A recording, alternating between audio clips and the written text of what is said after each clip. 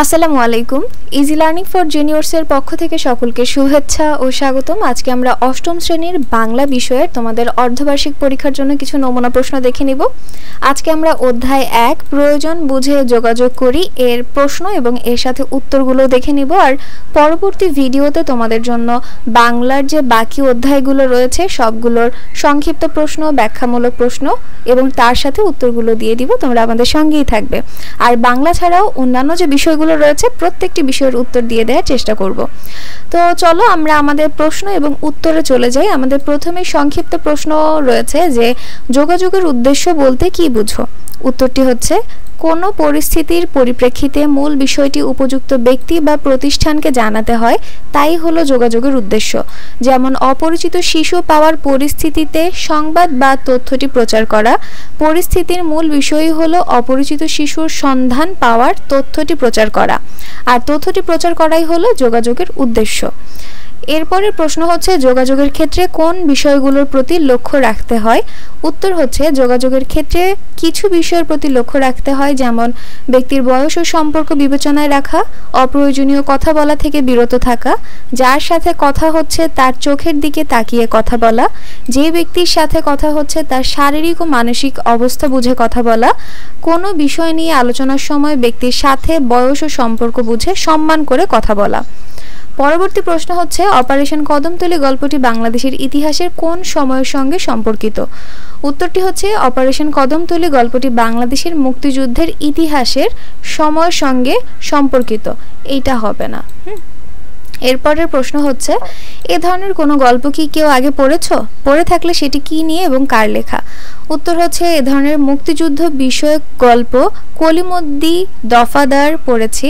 গল্পটি আবু জাফর শামসুদ্দিন রচনা করেছেন। পরের প্রশ্ন হচ্ছে গল্পের যে কোনো একটি চরিত্র সম্পর্কে তোমার মতামত দাও। উত্তরটি হচ্ছে যে গল্পের কেন্দ্রীয় চরিত্র চন্দন। সে একজন মুক্তিযোদ্ধা এবং দেশপ্রেমিক।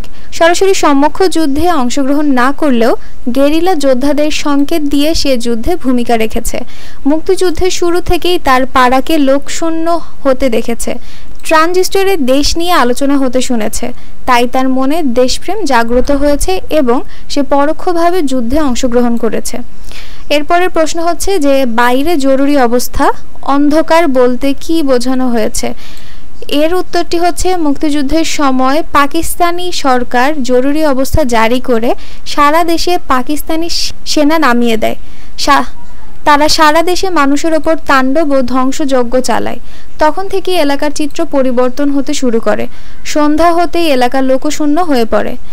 এলাকাটিকে রাক্ষসপুরী মনে হয়। এটা রাক্ষস হবে, ঠিক আছে। পরবর্তী প্রশ্ন হচ্ছে সর্বনাম কত প্রকার ও কি কি উদাহরণ সহ ব্যাখ্যা দাও। উত্তর হচ্ছে সর্বনাম 3 প্রকার, যথা সাধারণ সর্বনাম, মানি সর্বনাম এবং ঘনিষ্ঠ সর্বনাম।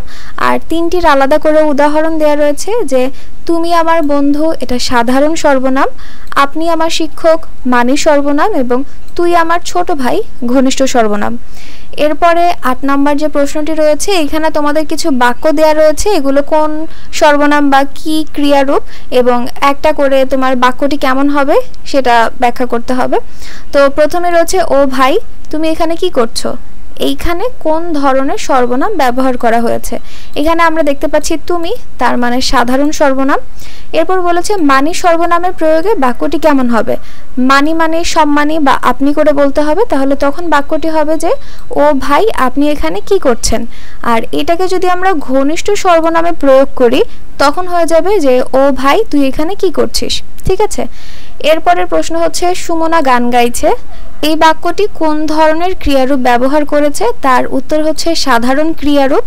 আর যদি এটা আমরা মানি ক্রিয়ারূপে প্রয়োগ করে দেই তখন বাক্যটি এরকম হবে যে সুমনা গান গাইছেন। এরপরের প্রশ্ন বা এরপরের বাক্য হচ্ছে তুমি কাল বাড়ি যেও। এইটা কোন ধরনের ক্রিয়ারূপ ব্যবহার করেছে? উত্তরটি হচ্ছে সাধারণ ক্রিয়ারূপ ব্যবহার করেছে। আর এই বাক্যটাকে যদি আমি মানি ক্রিয়ারূপে প্রয়োগ করি তখন হয়ে যাবে যে আপনি কাল বাড়ি যাবেন। পরবর্তী বাক্য হচ্ছে তুই কি আজ আসবি। আর এটা কোন ধরনের সর্বনাম ব্যবহার করেছে? এর উত্তর হচ্ছে ঘনিষ্ঠ সর্বনাম। আর সাধারণ সর্বনামের প্রয়োগে বাক্যটি কেমন দাঁড়াবে? তা হবে তুমি কি আজ আসবে। তো এই হচ্ছে আমাদের অর্ধবার্ষিক পরীক্ষার জন্য অধ্যায় 1-এর যেই সকল প্রশ্নগুলো তোমাদের আসতে পারে, নমুনা প্রশ্ন আমি তোমাদেরকে দেখিয়েছি। হুবহু সেম আসবে আমি সেটা বলছি না, তবে তোমরা এরকমভাবে প্রশ্ন পড়ে তার উত্তরগুলো মাথায় রাখো, যাতে যেমন টাইপেরই কোয়েশ্চেন করুক না কেন তোমরা অ্যান্সার করতে পারো। আর তোমাদের পরীক্ষার আগে তো প্রশ্ন দিয়েই দিবে, সেগুলোর উত্তরও কিন্তু আমি তোমাদেরকে দিয়ে দিব, তো তোমরা সঙ্গেই থাকবে। তো আজকের ভিডিওটা এই পর্যন্ত। ভিডিও যদি তোমাদের কাছে ভালো লেগে থাকে তাহলে অবশ্যই সাবস্ক্রাইব করে দিবে এবং পাশে থাকা বেল আইকন বাটনটি প্রেস করে দিবে। তো আজকে এই পর্যন্তই। আল্লাহ হাফেজ।